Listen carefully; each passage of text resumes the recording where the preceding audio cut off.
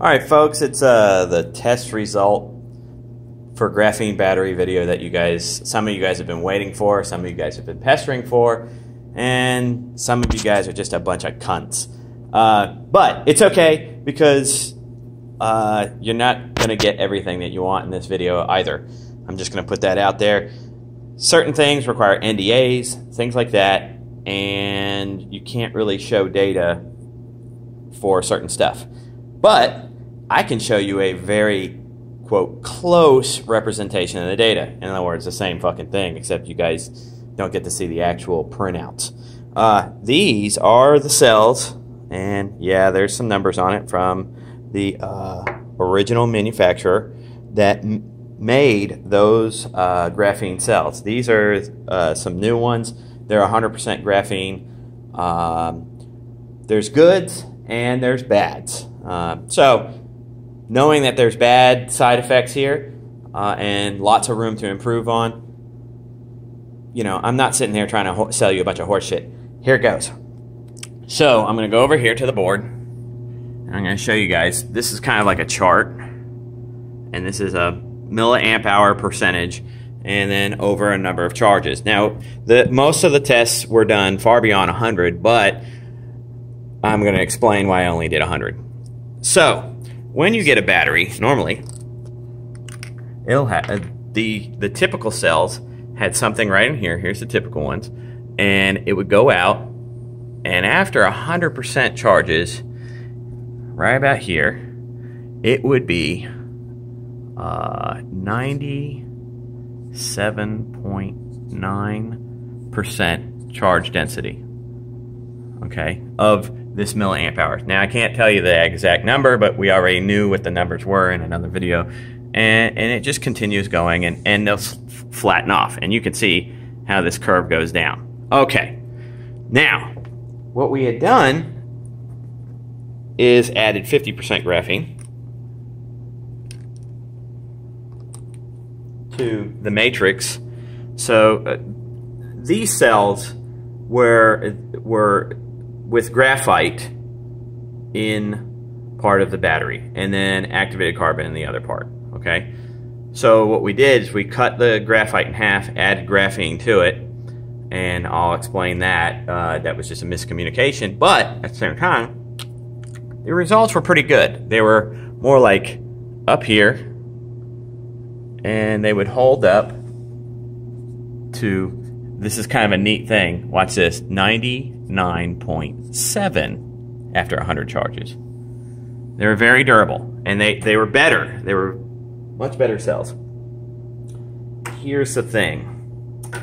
When we went 100% graphene, like these cells over here, they did something like this. They were just a little bit better, but this is what happened.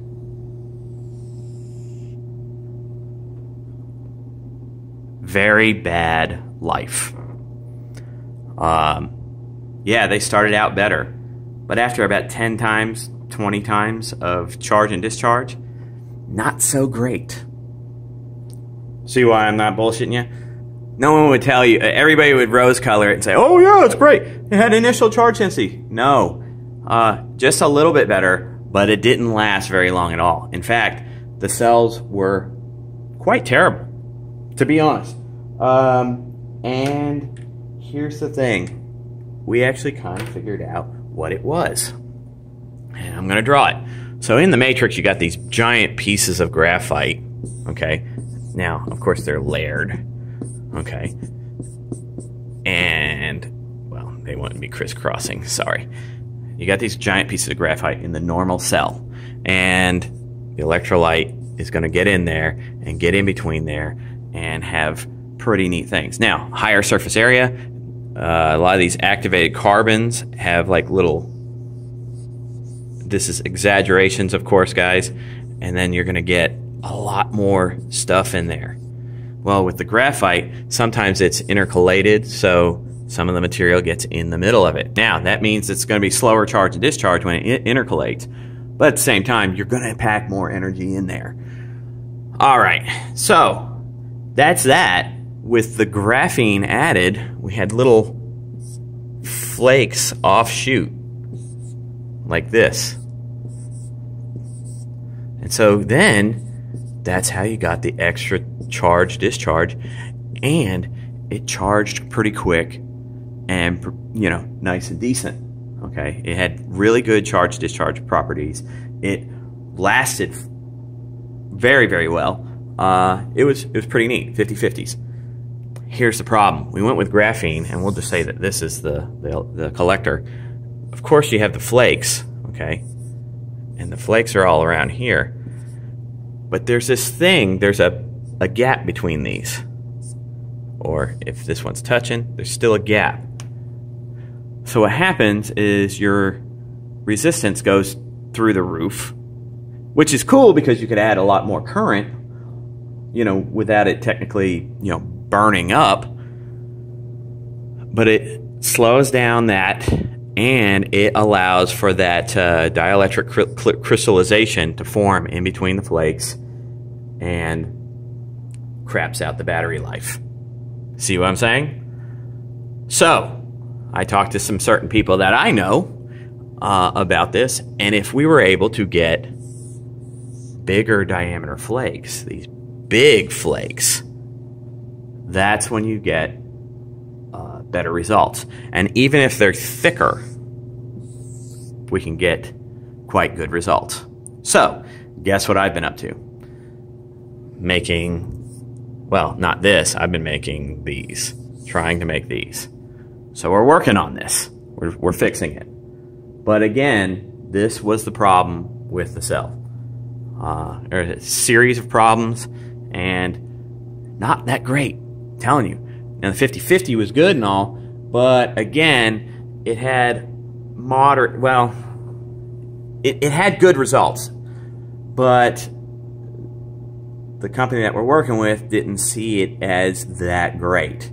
Now, I thought it was pretty neat because it put their battery in a whole nother class, another price range. But evidently, they're not really, they don't really care about that. They really want this thing. They want this revolutionary, you know, huge battery. And you can't blame them for that. They want to be the leaders. They really want to take over. They really want to do something really great. And we handed them, decent, pretty good. There are other batteries that perform in this realm. They don't charge and discharge quite as well, you know, as quickly. But at the same time, this kind of performance of the milliamp hours, the number, and the holding up are done in other batteries. So again, we got some good results because we improved the baseline battery that we got. In other words, we took a Toyota and made it into a Lexus. But I'll tell you what, that sure as hell isn't a BMW or a Mercedes. That's just a fact. We didn't get or what we're looking for is Ferraris and Bugattis and things like that. Little car analogy. It's the best thing I could do. There you go, folks. That's basically a pretty good representation of the graph on there. And let me put the little percentage there so no way it gets all wacky. And thanks a lot, folks. And I'm going to have some more videos of some other old results and stuff like that pretty soon.